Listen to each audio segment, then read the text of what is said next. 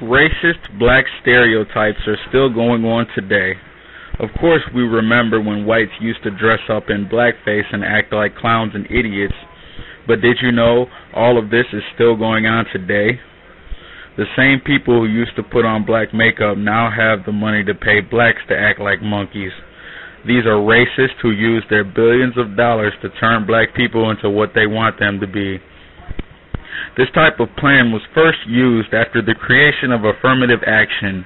Many whites were against this and they were frightened that they might lose their jobs, so they had to find a way to make blacks unhireable.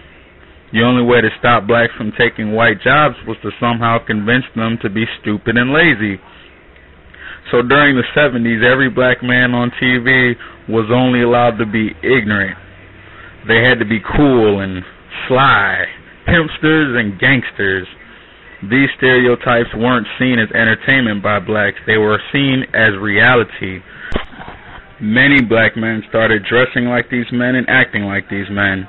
The whites in power knew that black people would do whatever they saw other blacks do on TV, so they made sure to give blacks bad role models and idols.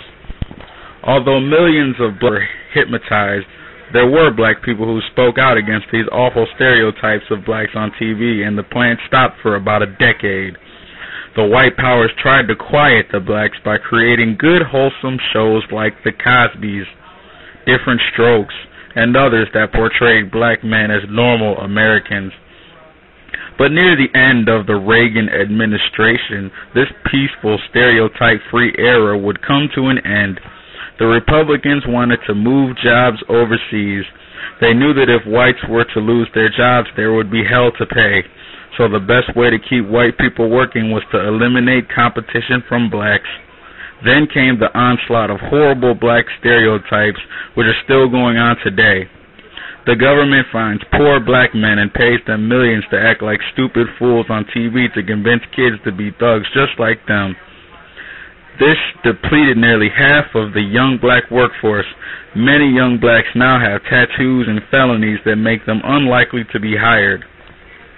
After the passing of NAFTA, the North American Free Trade Agreement, the government didn't need rap music to hypnotize young black men anymore because it was now legal for them to move jobs out of the country. However, when George W. Bush got in office, the country was experiencing a recession, so they had to create a new black stereotype to get blacks to spend money to boost the economy. They went and found young, attractive black men and paid them millions to make black people feel like shit if they didn't have lots of money to spend. The new black stereotype was spend, black people, spend, spend, spend, spend, spend. This was when the subprime mortgages took advantage of black people eager to spend by trapping them in loans with high interest rates. Of course the black people were going to take the loans because now these days, if you're black and you don't have a lot of money and a lot of possessions, you ain't shit. Now, at this time, we are currently in the trap music phase. The government has been making money off crack cocaine for a long time.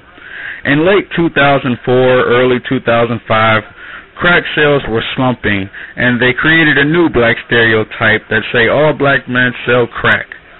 They found young men like Jeezy, Gucci, Jock, told them all to rap about selling drugs. Young black men all over the country are still falling for this, and they believe that their only way out of the hood is to sell drugs. But most black kids who listen to the rappers that tell them to sell drugs also listen to the same rappers who tell them to waste money on buying the white man's merchandise. So even if you were able to make money off drugs, you would still be broke because you spend your money on bullshit. During the times of blackface, when whites pretended to be blacks, black people knew that that wasn't who they were, and they acted exactly the opposite of what the white man portrayed them as. Now, instead of black makeup, they now pay real black people to do the job. It's easier for blacks to get confused. Even though these people are real Africans, they are still being controlled and scripted by white men. Just like that white man with the black makeup on years ago.